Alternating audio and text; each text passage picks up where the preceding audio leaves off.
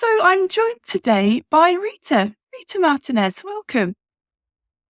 Hello, Emma, and thanks for having me. Very welcome. Pleased to have you here. You, I think, are one of those lucky people who kind of always knew what you wanted to do. You always knew that you wanted to go into marketing, I believe. Tell me about that, and how did that come about? How did you know? Yeah, not only did I know that I wanted to go into marketing, well, kind of, I'll explain that in a moment, but I'm one of those few people that don't change their careers like they say people do many times in their lifetime. And so I've stuck it out and quite happily still remain in marketing. So how did I know? Well, I don't think I fully understood what marketing was, obviously growing up. And it was only through a mentor of mine, my older cousin, who helped me direct my career towards marketing when I was doing year 12, looking at, my passions and what have you. But when I was younger, I like to tell the story of how I just loved playing, role playing. But the game that I loved was playing shops. So when we'd have a lot of friends over or cousins, those family meetups, a few of us would actually have a couple of stalls, and we would, make believe products and money. And we'd had some of the cousins go around. It was like a market, Yeah. go around to the store and then purchase. And I think I just got a thrill from that. I love the commercial nature of that. And I think from a very young age, I had this entrepreneurial, sort of spirit. I just harnessed that, even dabbled into a bit of working for my sister at one point with the prospect of going into business with her.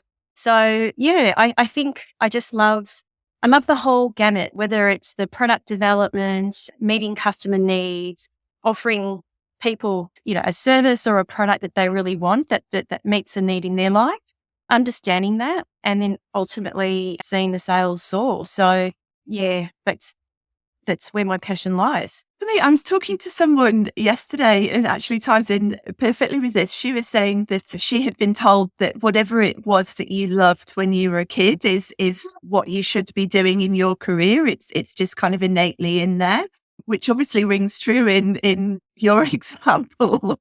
But I think often it kind of gets, whether it gets squashed or whether we, I don't know, sort of logic our way out of that, or someone else gets involved and says, I don't know, have you thought about the law? Have you thought about medicine? Or Yeah. Well, it's interesting. I've got two children, and my son at the moment is doing everything basketball. That's his passion that he found quite young in age. And he's doing, he studies, but he's doing something totally different. But from a work perspective and a hobby perspective, I've encouraged him to just follow his passion, and he's now making good money from it. So yeah, I do believe follow what you enjoy. I think passion's everything. We spend a lot of time at work, Yeah. Emma. So I think not only do you need to bring out the skills that you have, but we spend a lot of time at work. So you want to be doing what drives you, what motivates you. So I do follow that mantra, and I'm hoping to instill that with my kids. Yeah, I think it's super important. And I do think that, I say it often, but I think it's so hard when, you're sort of perhaps 16, 17, 18 and somehow magically meant to know what you want to do with the rest of your life when you're picking a subject or something like that. It is really hard. And I think that does sometimes lead to exactly what you said. And it's certainly been true for me. People that have done a couple of different things as they try and figure out exactly what it is that really works for them and suits them. But marketing for you all the way. It's great. And I think sometimes you might think that you follow a passion. And my son's another good example where he was very creative, and he started out in university doing a creatives course. Within the first 6 months, wanted to switch that out. And I was very supportive of that because it just didn't sit with him. He discovered it wasn't what he wanted to do. So yeah, and I think also I just wanted to add that I didn't know what marketing was. I knew what I enjoyed, and having a mentor who was a lot older, who ran her own business, obviously understood the concept of marketing, was able to guide me into a career of marketing. And without that guidance, I wouldn't have been able to connect the two. So I think that's really important because, very popular, common vocations are obvious, whether it's teaching, in the medical field, whatever it may be. But those other obscure career choices are not that often sort of top of mind for people at high school. So I think, reaching out to your networks, really doing a deep dive to understand what drives you, and then having those conversations with people who are older or wiser, and even a career counsellor or a career coach to help you. And I did send my son to a career coach to help him work out what he wanted to do currently, which I think is very wise as well. Yeah, I think it must be quite tough, particularly for sort of career counsellors in school, as an example, because they're never going to know everything. Like, there's no way someone can have an overview of all of the roles out there in depth. So I love your advice there about talking to kind of specific people. Like in your case, I think it said was your cousin who, knew about that and could talk in much more detail about what that job would actually look like in real life. Good advice. Yeah. The other thing I wondered, given that kind of origin story, if you like, about the shops, is that why you sort of started your marketing career in a retailer? Was that part of the vision, or did that happen kind of by accident? No, I've always been very selective about the roles that I've taken on, and I really did want to go down that retail bent. But I'm a walking advocate for Coles because I worked as a teenager. So I started off in my teenage years. As soon as I hit that working age, working at Coles in the city as a deli assistant, spent a good 7 years working my way up through to university, and obviously when I started full-time work left.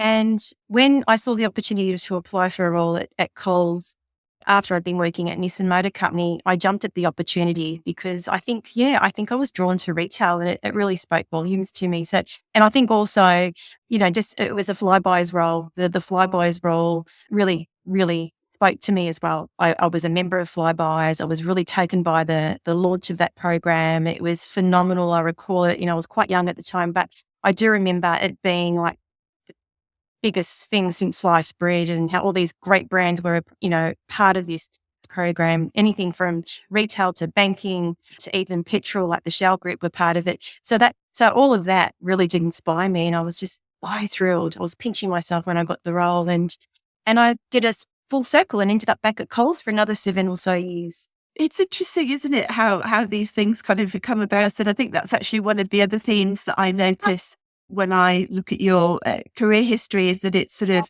larger corporates for probably a slightly longer amount of time, but then multiple roles within those corporates. And I think, it's a question that comes up a lot. People say, oh, should I go to corporate? Should I work in SME? And like anything, pros and cons to both. But I think that is absolutely one of the huge pros of working in some of those larger corporates, that you do have the opportunity to move within, and often have the opportunity to, obviously under the marketing banner, but have slightly different kind of specialized role that if you were just applying from the outside, you might not get, because you don't have that experience yet. But because you're known to the organization and delivering well in the role that you're in, you have some of those slightly different opportunities. Does that sort of resonate with your experience?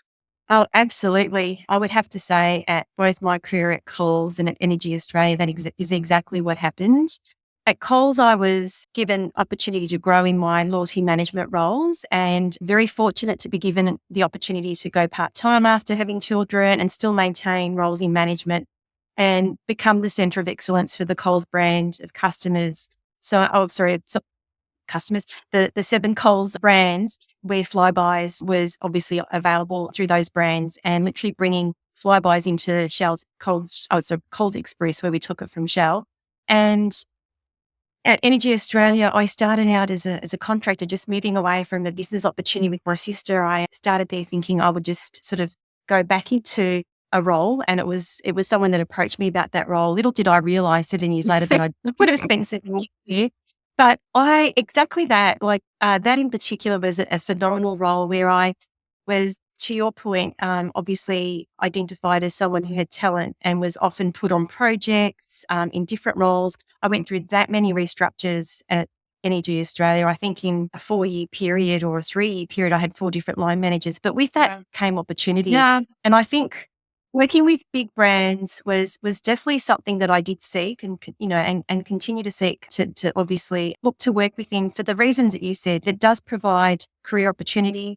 Usually it's best in practice. You're exposed to best in practice, and you're working with the best minds. And there's lots of opportunity to be seen and to showcase your skills and aptitude, that you do get opportunity that you wouldn't get otherwise in smaller organisations. And at the end of the day, it looks great on the CV, I think, if you're working for blue chip companies. Yeah. So that was definitely a deliberate move in my career.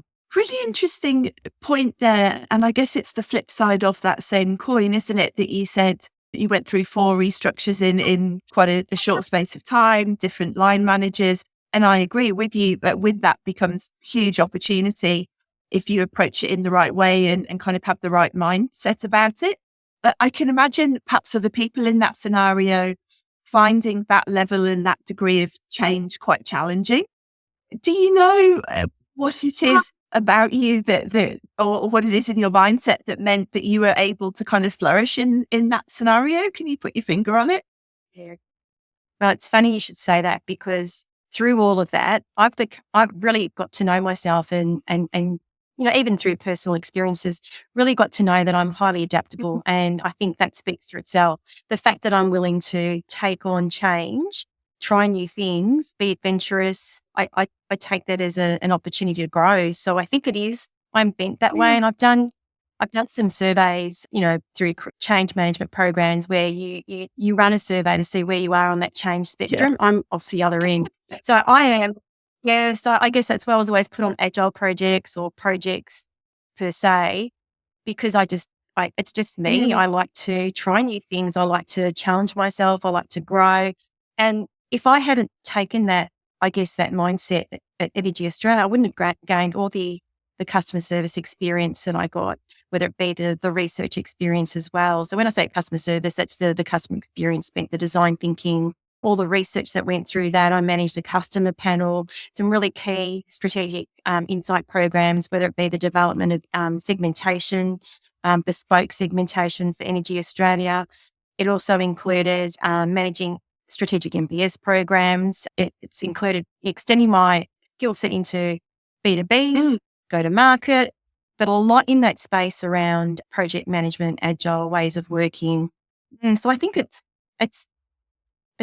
me that was open to it. And they used to call me, in agile, they talk about T-shaped individuals. Yes. And they try to work towards an agile way of working at Energy Australia and bring that in. They identified key individuals within the organisation that could do that and pulled us into certain working groups. And I was one of those people that was chosen to do that because I was recognised as someone that was adaptable. But yeah, you've either got it or you haven't. I think you're either resistant to change or you take it on. Yeah. And I think, as you say, if you just kind of made that way, it's a real asset, and great actually that the organisation were able to identify that and from their perspective maximise it, but from your perspective, give you those opportunities and challenge you in that way. Exactly. Really enjoyed it. And just always say I've got a lot of notches in my belt because of it. I've got a lot of feathers in my cap and I'm proud of that. And I like to embrace change and new beginnings. Yeah. The other thing it made me think about when you said it is one of those kind of, I guess, cliches that floats around about, you should always take a contract because you never know how it'll turn out. And great example of that, Well, actually, it's the second time. Well, I took a couple of contracts in between working from Coles to landing my job at Spotlight, but my job at Energy Australia was a contract role. It was meant to be a 6-month contract role. I was there for 7 years. My role here at Care Super was in COVID, where I started out as a maternity contract, and here I am 4 years later, still working at Care Super, and again in lots of different roles and more. So I encourage people to think a bit more broadly around taking contract roles because it gives you an opportunity to showcase what you're about in the workplace. Absolutely. And I think it's also another avenue to perhaps move into an area where you maybe don't have as much experience sometimes if you want to go in a slightly different direction. Or perhaps, make a lateral move. Sometimes a contract can be an easier way to do that. Yeah. There's a little bit more flexibility in contracts sometimes than straight permanent hire. And then as you show, you get in there, you show what you can do, you deliver well, and opportunities, I was going to say, present themselves. You've obviously worked hard for them, but you know what I mean. Do present themselves. And I also, I guess, want to point out that when you're applying for roles, if you don't have those skill sets, you're less likely to get a look in. when you're applying for those roles. So it's a great way to develop those skill sets. And I've always maintained in my career that I found like I was being pigeonholed into loyalty marketing at one point. I wanted to extend more a skill set. So it was a great way to do that across the research and brand side also. So you get that license to do that. Yeah, to do those side steps. Yes. I think this idea of kind of building a toolkit essentially over the course of your career, I really like that. And it really resonates to me personally. And also I think it's a good advice for other people to sort of take that approach to how you sort of build over time, that it's quite rare that someone's going to have this, beautiful lateral kind of step up kind of career. And I think if you take that sort of approach in terms of I'm building a toolkit for the future and a role that may be a step to the left or the right, but I'm learning something new, I'm bringing new skills into my toolkit. And you actually never know in the future how that may come back around and support you later on. I think it's quite a useful approach to take sometimes. Yeah, I totally agree, Vera. And in my case, it's worked to my advantage, and I'm looking evidence of that. And I totally agree with you. Yeah. I think as well, it can help to take some of that pressure off. I've had a few conversations recently, interestingly, with people who are a little bit earlier on in their career, and I can just hear the pressure that they feel to not make a mistake or not make a wrong move. And I think if you sort of change your thought process around that to take on more of that sort of toolkit idea, it does alleviate some of that pressure, because it's no longer about having to make the exact right move that's going to get me to the place I want to be in 10 years, 15 years. It's actually, what am I learning? What skills am I gaining? And it just, I feel like it just takes some of the pressure off people who feel that way and feel that they don't want to make a, quote unquote, sort of wrong move. And you know what? It's okay. Yeah, if you end up trying something, that's okay. You gave it a try, and you move, that you learn from that, and you move on to something that, you want to turn your mind to. And I think that adds growth and experience. Absolutely. And I think that's like, and I think often the things that we either don't enjoy or didn't turn out as well as we'd hoped, we often learn far more from those situations than the reverse. So I think it's actually a really helpful sort of mindset to adopt. Yeah, I agree. In terms of Energy Australia, the other thing I wanted to ask you about, because I think it's a really interesting industry in a lot of ways, obviously highly competitive, highly regulated, particularly from a marketing perspective, and also that sort of grudge purchase that, no one really wants to spend money on. Everyone thinks it's too expensive. From a marketing perspective, I'd imagine that's quite an interesting challenge. Tell me about that. Tell me about how you found that. Very good observations. You're absolutely right. And it's a service that is definitely a grudge purchase, and it's a service that you don't see or touch. It's not tangible. So you turn on, it's a given, it's a commodity. You turn on the lights to come on. It's when you don't have that experience or have issues with supply that it starts to become an issue. And obviously the the climate change issues rather, and shutting down of plants, that's becoming more topical, and people are starting to really understand the importance, be it because of lack of supply and cost. They're the reasons. So in terms of marketing with that, when I was at Energy Australia, I found the regulation just continued to trickle in. It was becoming harder and harder as marketers to stand out from competitors. And not too dissimilar to superannuation, really. The categories are very similar. Only it's not a grudge purchase in superannuation as such, but they're things that you don't tend to think about in your daily lives, and really being creative and thinking about the hearts and minds of people and understanding what their needs are is really paramount. So a lot of customer experience design thinking went into, what are those moments that matter, and then making sure that the marketing effort centered around those moments that matter. So whether it's becoming a new member, whether it's, or in this case, for energy, it's joining a fund. So that onboarding experience is really important. That when you get the bill, for example, that moment of truth is really important, making sure that that's that particular point in time is really, spot on, and that you've got their attention. So whether it be product switching at that point, again, understanding people's, purchase cycles and whether or not they might be attuned to wanting solar and just really understanding the data and the journey and those key moments of truth and marketing to those, because that's when you're going to get the cut through. And we focused on all of that really in our marketing efforts. Yeah, it makes sense. Just as you were saying that, I was thinking, yeah, it's one of those things that I don't, as a customer, want to be marketed to over time from my energy company. I'm not really interested in hearing from them outside of those moments in time that you mentioned there. So you do, yeah, you've got kind of a small window to give someone a good experience or resolve an issue if there has been an issue in that quite small window of time. It's quite an interesting, unique challenge. Exactly. Yeah, it is. And then the other thing is how you respond well to issues when someone does. Whether they give feedback through an NPS survey or whether they make an inquiry, and making sure that closing that loop of feedback is really critical, especially for those high valued or in this case customers. So yeah, really listening to what they're telling you and understanding what those insights are saying and where you might need to focus better service so that there isn't those friction points. And I guess elevating those in the communications that you send to your members as well, or in this case, I keep saying members because I'm a super customer. Yeah, at Energy Australia. Yeah, I know I am the focus at the moment in my super mindset. Yeah, you touched on it before, and it was one of the things that I had in my mind actually as well, that I think there is actually quite a lot of synergy, maybe sounds odd from the outside, but between energy and super in terms of, highly regulated environment, I suppose it is still a purchase kind of, but not really in the same sort of way.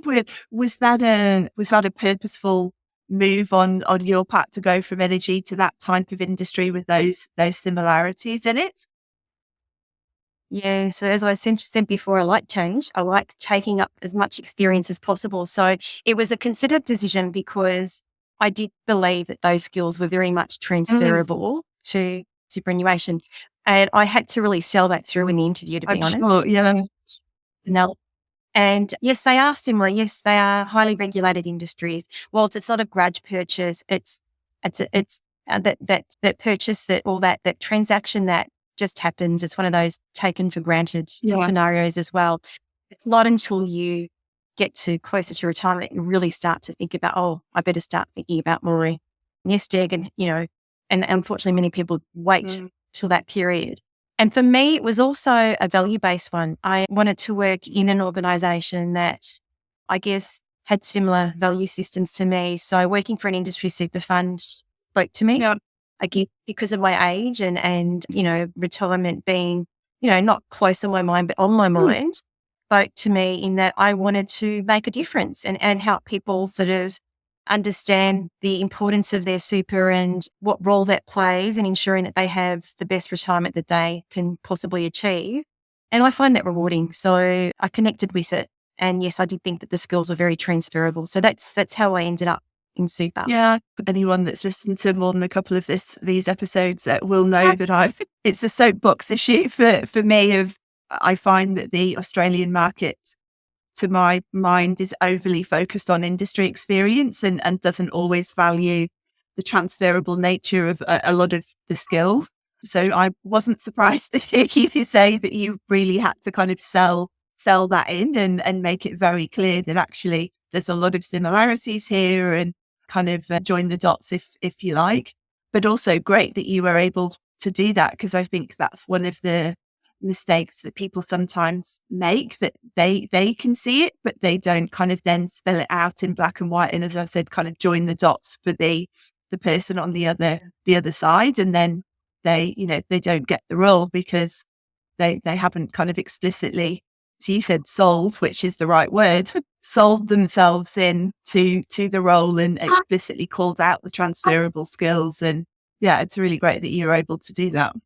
And I think you're right. There's a mindset, at least here in Australia, that I've come to know, that people tend to look for people within their category and they tend to be with competitors. I've taken more of an open mindset when I've recruited for people, because I think that you bring, again, diversity to the team, bring new ideas, an industry that when you're within an industry, you might have more of a closed mindset, but having people come in with fresh ideas and bringing, I guess, problem or solutions to problems or business challenges that might have worked in an analogous category into the category that you're working in is quite refreshing. And quite often you don't get those creative sets of ideas coming through if you're very blinkered in staying within your own industry. So I think it's a good thing.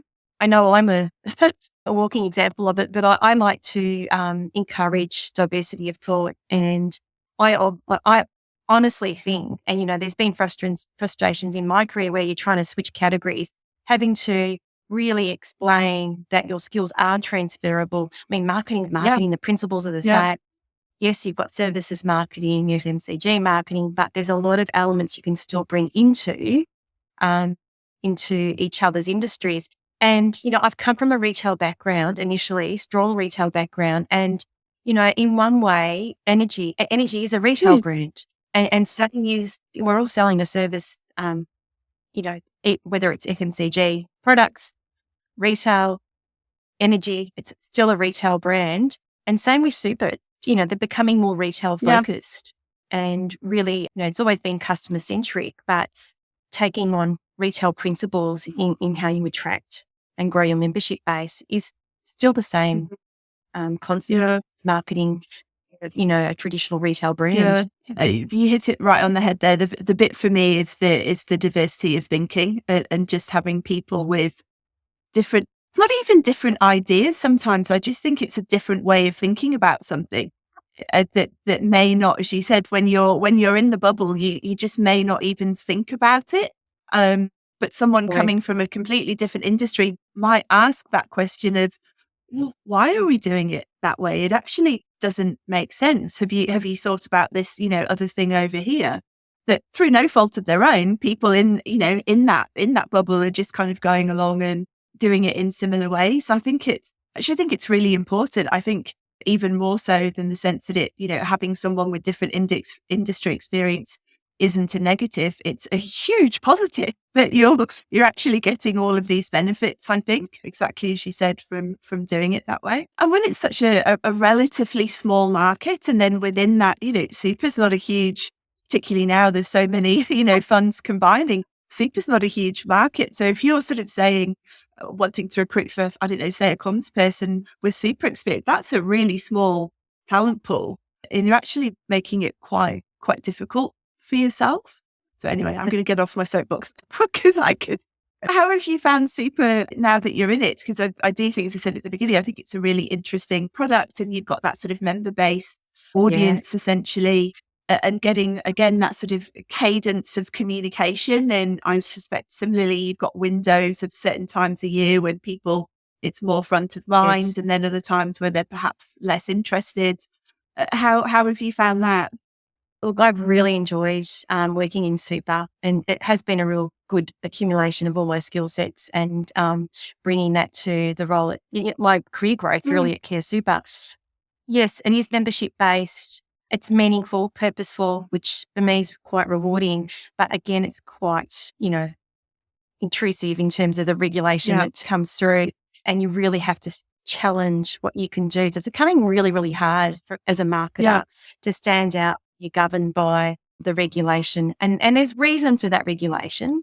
So, it's always about putting members' best interests at heart. And I think that's important. And industry super funds in particular really live by that mantra anyway.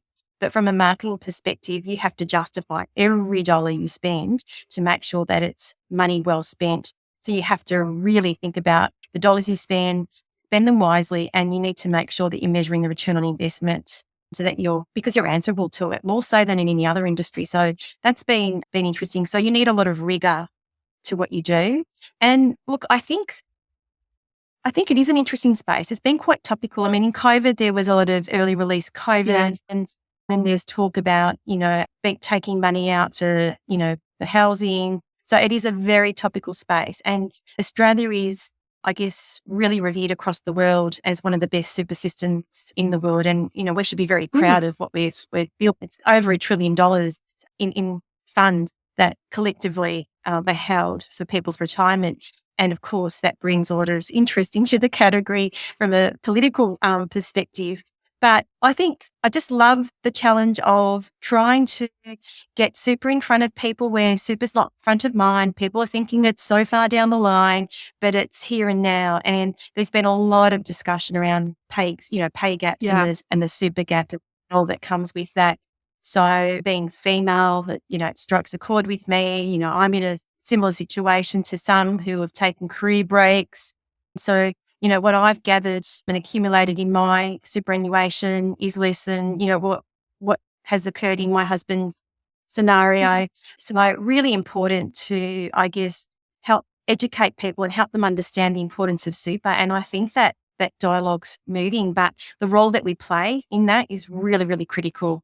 We're talking about people's, lives and their retirement, and make sure you set them up for that success, or at least educate them to think about their super and engage with their super funds, or also their financial planners to work out what it is they need, what their goals are, so that they can set themselves up, because you've only got a certain limited time to build that super, right? As well, because I think often people have that sort of thought process of, oh, it's only a couple of years, it won't make that much difference. But the nature of compound interest, it makes a huge difference. Well, it does. And every little bit counts. And, all the super funds have great calculators where you can get what those contributions are going to mean. And I really can't encourage people more than to speak to their super funds. There's some great services out there, where there's limited advice that doesn't cost you anything from a super perspective, and then you can go all the way and pay for proper advice if that's what you're looking for. But don't ignore it. I think it's really important to think about our future, because the years do fly by. They do, and it's been interesting for me, and probably the reason I know a little bit more about it is that, see, I'm from the UK. I'd moved to Australia when I was, 33 or something, 34. So obviously had no super because I never lived here. So literally kind of starting from zero, and being very conscious of wanting to kind of build up that, or take back that gap as much as possible. But equally, that's hard if you've just moved to a new country and you're trying to establish yourself, and you've got, lots of things that you need and want to spend money on, and needing to kind of find that balance of paying the extra and kind of topping up over the years. Taken me a little bit of time, but I think when I look at those sort of average calculators, I think I've sort of reached that number now. But it was a real concerted effort, and being very kind of mindful of that, and using things like salary sacrifice through work when I was working for someone else, and just using the vehicles that are actually available to you. But like you say, it's important to be mindful of that. And I think particularly as someone coming from the UK, you sort of think, oh, what's this 10%? I don't really understand what this is. But actually taking the time to kind of educate yourself and make sure that you don't get to the other end and suddenly go, oh, hang on, why have I got so much less? Like what's happened? Right. And I think just leaning into the services, as I said, of your super funds, giving that financial advice. I mean, they're obviously experienced. I mean, I'm not giving advice today, so but using those financial advisors that are professionals and able to give advice and look at your personal circumstances, your personal goals, to give you the direction you need towards a better retirement, or the retirement you're seeking to have, is really critical. And you're right, the power of compound interest is phenomenal. So you'd be surprised how much the amount goes over a number of years. Yeah, and I think it is just the case of the sooner you start, the sooner, the better you'll be in the end. And actually, it wasn't a Care Super thing specifically, but I think those adverts that the industry super funds did and still do, I think, have actually showed that really, have actually showed that really well in terms of, why you should care, and you shouldn't just necessarily accept the default fund. You do your own research and make sure. Because when I arrived, I just signed up for my bank's super fund, because as you sit there, like, oh, bank account, do you want a super fund? Oh yeah, great. And it didn't take me too long to realise that wasn't the best idea for me, and I changed. But again, if you don't do that research and you don't know, like I say, that was 13 years ago. Like that would be a huge difference in what's in there. That's right. And it's impressive that you've come from another country and you're more engaged with your super than anyone that's lived here. I've realised the importance of it. And to your point as well, was just always very conscious of, I didn't want to find myself in a situation where, for whatever reason, I'm on my own and suddenly I haven't got enough money in this super fund, and just wanted to do as much as I could to avoid that situation. So it's an interesting space, I think.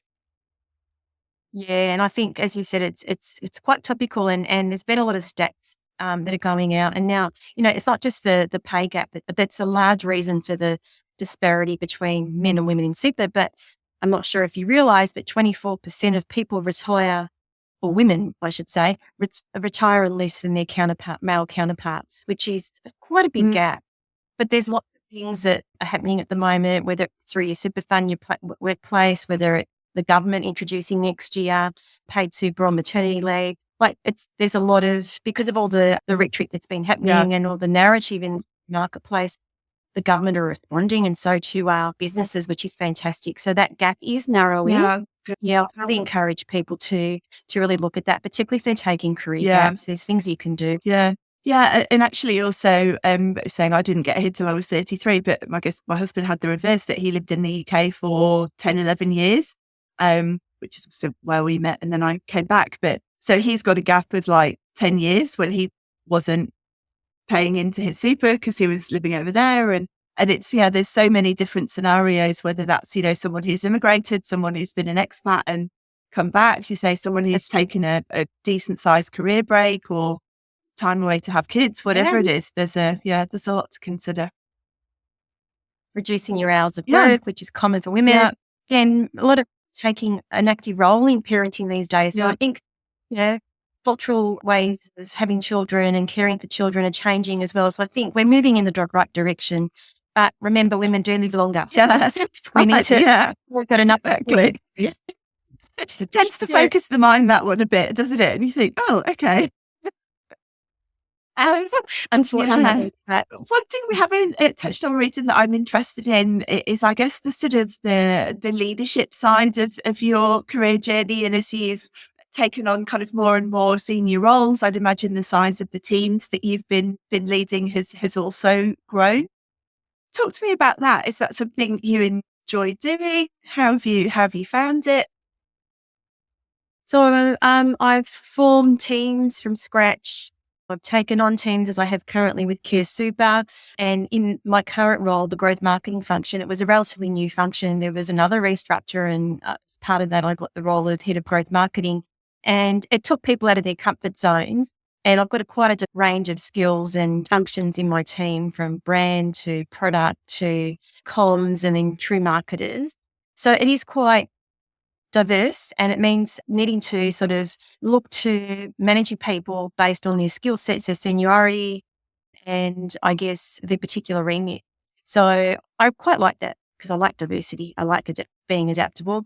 I love mentoring. So hopefully those that I've worked with will agree that I've given them some guidance over their careers. I like seeing people grow. So I really enjoy, maybe it's the maternal nature in me, I don't know. I enjoy working with people and getting the best out of teams. It really does excite me.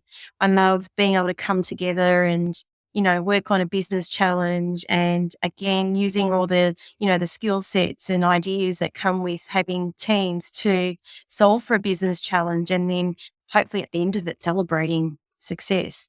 And I love that. So yeah, I like getting the best out of people. I like working together to solve problems, collaborating, and it's it can be challenging leadership at times, but I think I just think working with people, as I said, to help them grow, to help them be better people, to have successes within your own departments, divisions, is just really satisfying. So it drives me to be better, and a role and responsibility to lead them in the right direction. So I'm driven by that challenge. Yeah. But I should say that there was a chunk in my career, like I guess the bookends in my career, I obviously had the leadership roles. I took a deliberate step back from leadership because I had young children. So I didn't the stress of leading teams And because I was taking part-time roles, it led to, not managing teams. So that suited me and my lifestyle at that point. So I get what you're saying, it's not for everybody. But, now that my kids are older, I'm really enjoying again the leadership aspect of my role because I have the capacity to spread myself more so than when raising two young children. And I think that's a really important point as well, that just because something may not be right now doesn't mean that it's not going to be right in 5 years or whatever. It's a decision at a point in time, and is not necessarily going to be a constant throughout someone's whole career. So yeah, thank you for mentioning that, because I think that's really, really key point as well. Yeah, you've got to make considered efforts, I think, sometimes with where you want to take your career and based on dull choices. Absolutely. And that wasn't easy. I have to admit, coming back from maternity leave, I did take the full 12 months when I had my children. It was really hard, especially after the first child, grappling with taking a career sort of sidestep, if you like. I still maintained my management roles, but I didn't have teams. There were roles that were, I guess, structured to help me through that. But yeah, as a female, you've got to really grapple with those decisions. And it was a really hard decision for me, but I think the right one for me and the family at the time. Yeah. And I think that's the point, isn't it? You make the right decision for you and your family, and not hopefully feel that you're being pushed in kind of one direction or the other, but actually making a mindful decision of what suits you. Yeah, true. Final question, Rita. Always the final question here. What do you know now that you wish you knew then? Well, there's a few things, but I think if I had to pinpoint one, I'd say salary sacrifice. I was, I guess, guided by my husband at the time to not salary sacrifice. I wish I had really understood the benefit of compound interest and the fact that putting, more effort into your super would yield better results at the end, because I'm suffering for that too. I'm playing a bit of catch up as well, Emma, in that space. So that's something that I've, if anyone listening to this that is starting out a career, don't think that your superannuation which we get great contributions from employers, wrong, and it's going up to 12% next year and it's going to get capped at that. But depending on what retirement you want to have, that may or may not be enough. And those small sacrifices, pre-tax, like, think about it. It doesn't have to be a huge amount. It goes a long way. If I'm allowed to indulge and give another one. The other thing, if I was looking back at my career in the early days, would be there is going to be a lot of change in marketing. Yeah. The traditional media channels that I started out in my career path were, literally a handful of them. They're just so diverse, and the technology has changed. Just keep up with your technology, keep up with your training. I can't sort of impress the need to, whether it's formal training or informal training, just stay up to date with the changes. Technology is not going away. Marketing, the way we do, like, the concepts of marketing will be the same, but the way in which we communicate with people will continually change. All you've got to do is look at the number of different social platforms that just keep coming up. Some survive, some don't, but you've really just got to stay abreast of the marketing channels that are coming through and the way in which people actually communicate and want to be communicated to. It's really important to stay abreast of that, more so than ever. Yeah. Little did I think, part of my career, that I'd be challenged with this. I didn't even start with email. I started with an inbox and an outbox, showing my age now. Things have just changed phenomenally, really keeping up with the pace of technologies. Yeah, I often think, we're the generation that remembers the before and is experiencing the after. I remember getting my first mobile phone when I was 19 or 20, probably. Don't remember really. We had computer studies at school, but it wasn't really something that you did kind of outside of that. I remember dial-up internet, in my early 20s. And actually, I think having the appreciation of how it used to be and kind of how it is now is really, really interesting, and something which is essentially gone, because I suppose perhaps the current generation, God knows what they'll be seeing in 30, 40 years. But it's interesting to be able to straddle the two, I think. It's phenomenal the amount of change we've undergone. And even me, the person who loves change, has found it really hard to keep up with. Really hard. Yeah. Thank you, Rita. Thank you for taking the time and thank you for sharing your experience and your insights. And it's been really interesting. I've really enjoyed chatting with you. Thank you. Well, thank you for having me, Emma. You're welcome.